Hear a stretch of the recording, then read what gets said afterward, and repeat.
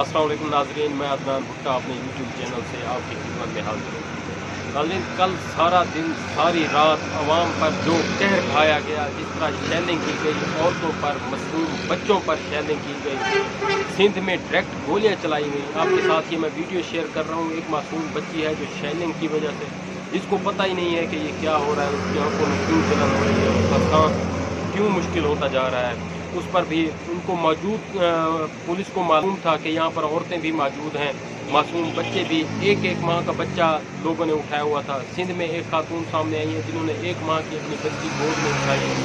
उन्होंने बहुत सख्त अल्फाज इस्तेमाल किए हैं कि जिस तरह करबला वाक़े के दौरान कूफे वाले खामोश बैठे थे, आज जो लोग खामोश बैठे हैं उसको उन्होंने रिलेट किया है इन लोगों के साथ जो आज इस वाक़े के बाद खामोश बैठे हैं।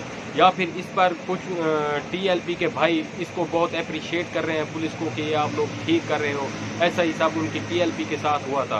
तो भाई, अगर आप इस चीज़ पे खुश हो रहे हो कि औरतों पर, मासूम बच्चों पर इस तरह बदतरीन शेलिंग की गई, डंडे बरसाए गए, उनके सर फाड़े गए, उस पर आप खुश हो रहे हो, तो आप अपने अंदर इंसानियत का जायज़ा लें।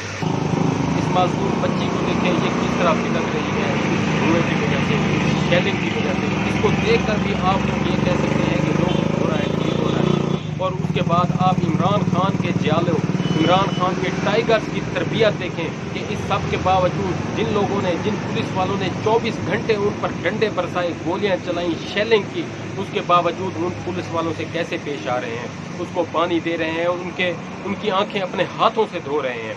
ये तरबियत दी है हमारे इमरान खान ने। और इंशाअल्लाह इमरान खान ने जो 6 दिन का अल्टीमेटम दिया है, ये इंशाअल्लाह 6 दिन के अंदर ही ये हुकूमत गिर जाएगी।